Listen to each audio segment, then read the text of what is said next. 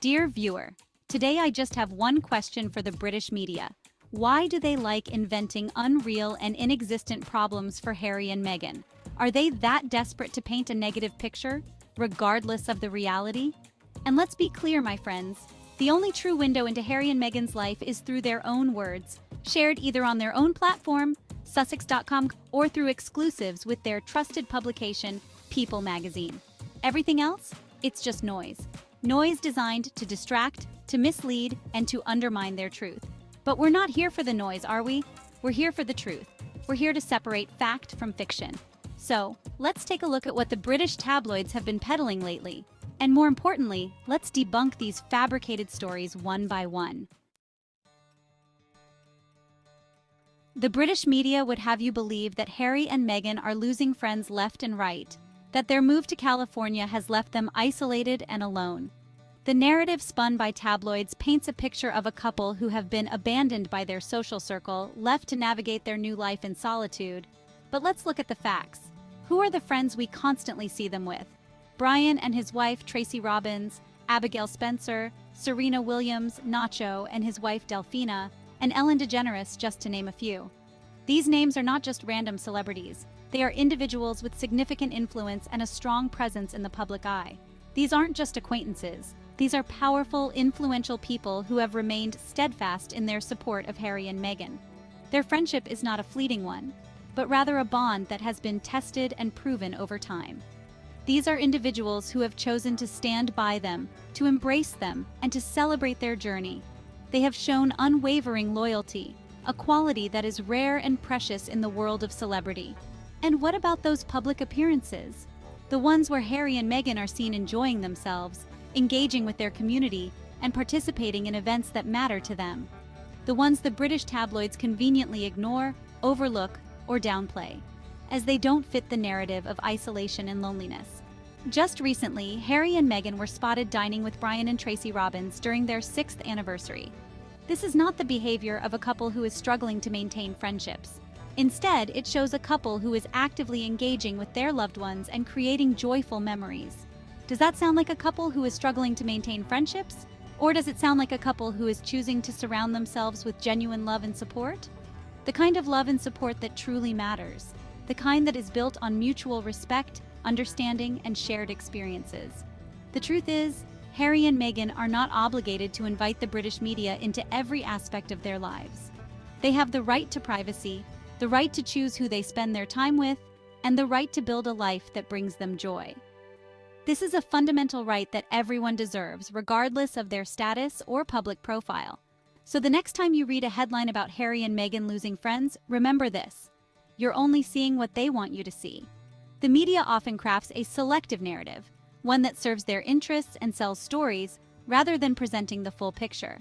You're not privy to the private phone calls, the intimate gatherings, the genuine connections that are the foundation of their lives. These moments are personal and precious, shared with those who truly matter to them. Don't be fooled by the manufactured drama. The stories that are designed to create controversy and sell papers often have little basis in reality. Choose to believe in the power of true friendship, the kind that Harry and Meghan are so fortunate to have. True friendship is not about the number of people in your social circle, but the quality of those relationships. It's about loyalty, trust, and mutual respect. And in that regard, Harry and Meghan are truly blessed. Now let's talk about this so-called Harry and Meghan secret UK home. It's a topic that has been swirling around in the media, capturing the imagination of many and fueling endless speculation. The British tabloids would have you believe that Harry and Meghan are sneaking around, buying up properties left and right, trying to hide their movements from the public eye. They paint a picture of a couple constantly on the move, shrouded in secrecy, and always one step ahead of the press. But let's ask ourselves, where is the evidence? An anonymous source? These so-called proofs are nothing more than hearsay, lacking any substantial backing. It's easy to get caught up in the drama, but we need to take a step back and critically evaluate the information presented to us. Prince Harry and Meghan Markle reportedly had a secret UK home worth £2.5 million, with the couple residing in this lavish farmhouse while Frogmore Cottage was renovated for them. According to reports, the Duke and Duchess of Sussex signed a 2-year lease on a property in the Cotswolds. Harry and Meghan are believed to have signed the lease shortly before they walked down the aisle in May 2018. That's hardly what I would call concrete proof. In fact, it's more like a house of cards, ready to collapse under the slightest scrutiny. Remember, Harry and Meghan have been incredibly transparent about their lives, particularly in their Netflix docuseries. They have opened up about their struggles, their triumphs, and their journey towards a new life. This level of openness is rare and should be appreciated. They invited us into their home, shared their vulnerabilities, and allowed us to see the world through their eyes.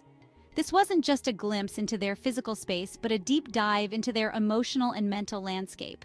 It was a bold move, one that showed their commitment to authenticity. So why would they not tell us about a property they were residing in? It simply doesn't add up.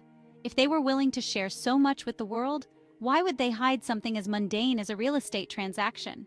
The truth is, these reports are nothing more than speculation, fueled by a desire to create controversy where none exists.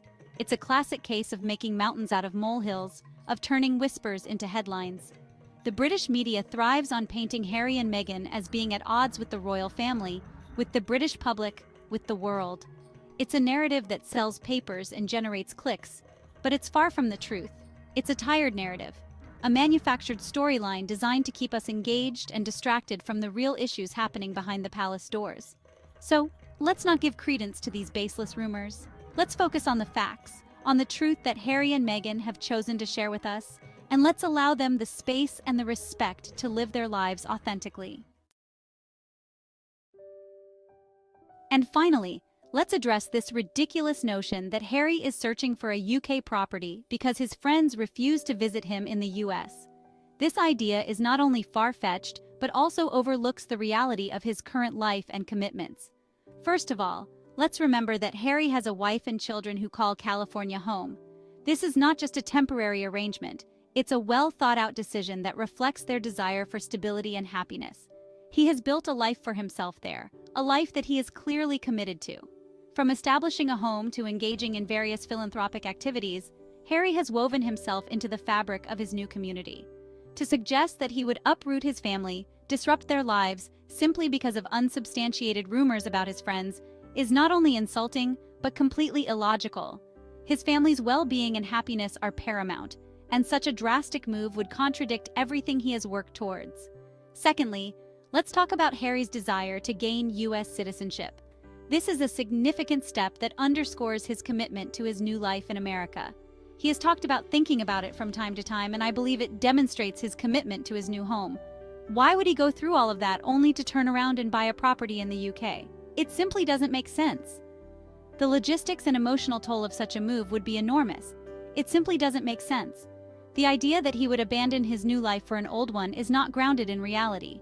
The truth is, Harry is happy and settled in California.